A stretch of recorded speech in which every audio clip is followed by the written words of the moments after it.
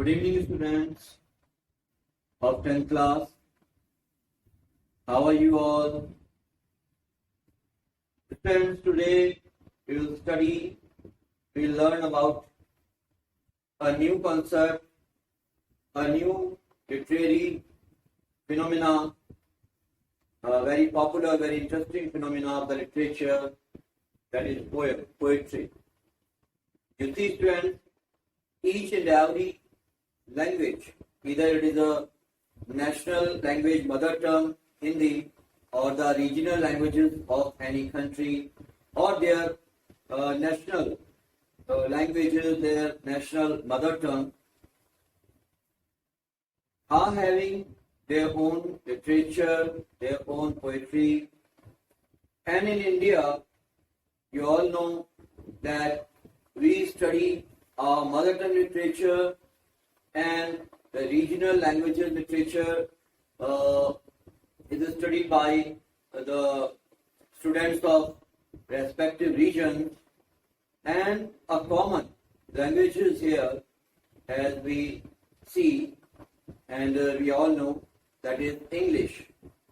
So besides the national language literature or regional languages literature, we study in India English literature. The stories from English literature, poetry from English literature. So as being the students of English literature and language, we are from the beginning and since the previous classes, junior classes, we have been continuously studying the stories and poetry from English literature and languages.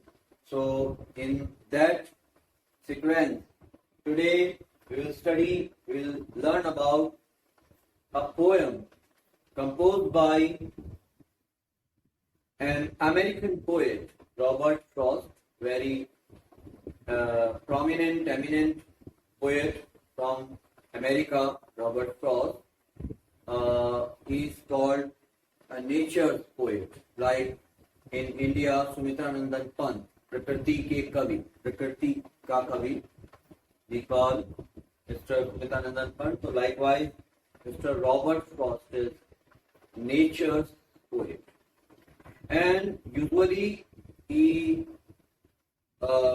used nature as a very unique symbol for the description of his thoughts and feelings, and he actually portrays nature, and even he portrays through nature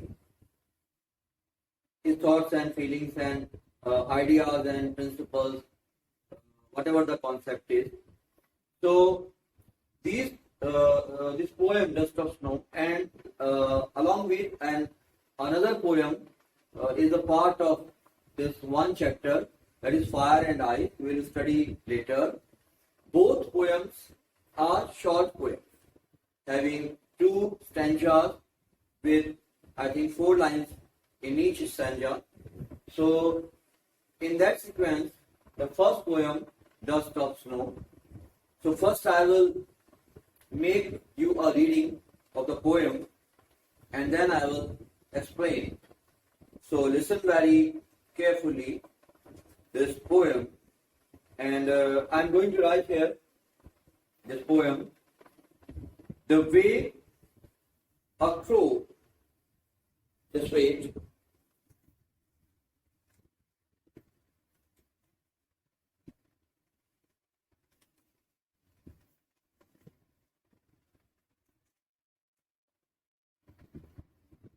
The way a crow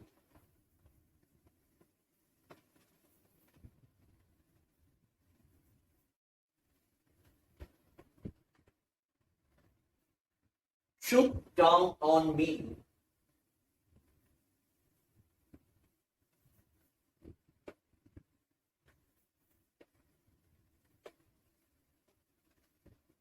the dust of snow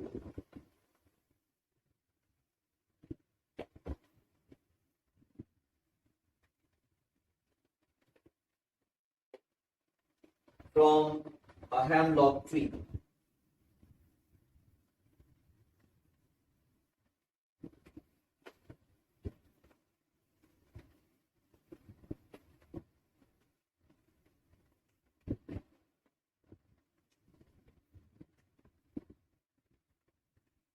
These are the first 4 lines, the first stanza from first stanza. Friends, as you will be observing that these lines are very simple, very to the point. A picture is portrayed here. A picture is just tried to be created through words from the nature. And what is the picture? What is the picture? A very simple picture that in a forest, in a jungle, poet is over there, sitting over there or walking over there. And a crow is sitting on the branch of the tree. The time period is of winter season, and that time you all know that in the countries where the weather is very cold, there usually in winter snowfall is there. So snow exists everywhere during this season, winter season. So a crow was sitting on the tree and he made some movement with his wings or some other organ, and then dust of snow fell down on the poet from, and what was the tree where the poet was sitting down? It was the tree named hemlock. The name of the tree is hemlock. It is a poisonous tree. It is a tree which is not a usual tree giving us some sweet fruits. It is a poisonous tree, hemlock tree. So you see, crow, dust of snow, and hemlock tree. These three are taken as the symbol. Crow stands for, what is the phenomena or situation or condition the crow stands for? Symbolize two. So what is being symbolized by crow? What is being symbolized by dust of snow? And what is being symbolized by hemlock tree? A poisonous tree. It is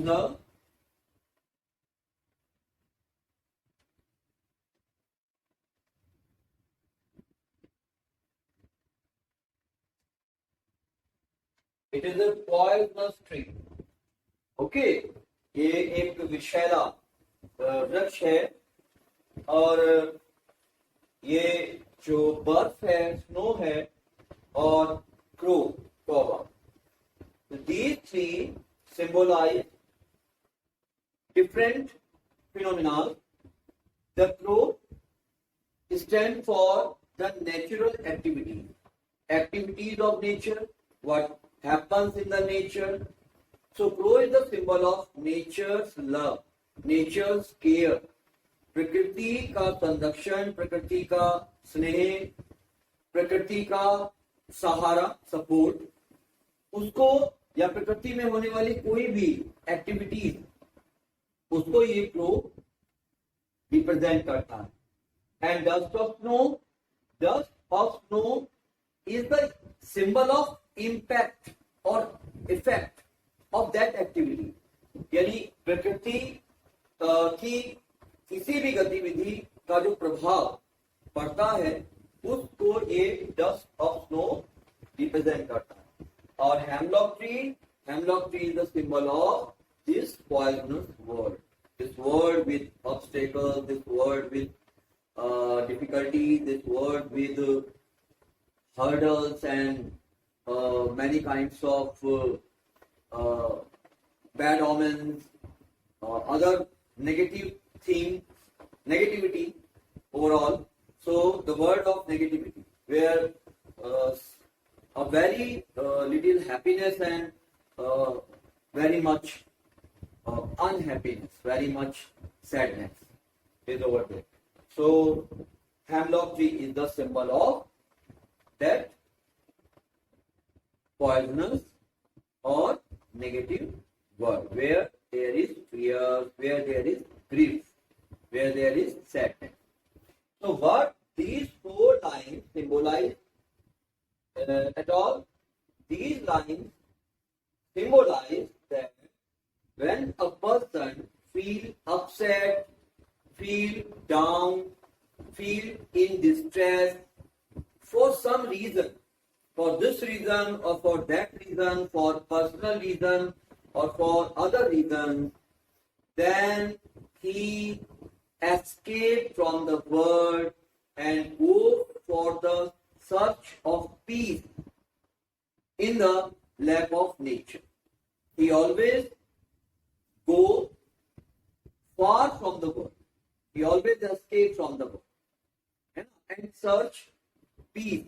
Search has a concept that in the chaos of the world, okay, in between the chaos of the world, everyone wants to search for the peace. Everyone wants to seek some loneliness for himself so that he can be escaped for a while from these difficulties and negativity. So likewise, the poet goes in the lap of the nature, and where he is sitting upset, in distress, and then a simple incident happens that a crow makes a movement, and due to this movement, the dust of snow falls on the poet. From where? From a hemlock tree, where the author or the poet is sitting down. So this was the first four lines. Now the second stanza. Come to the second stanza.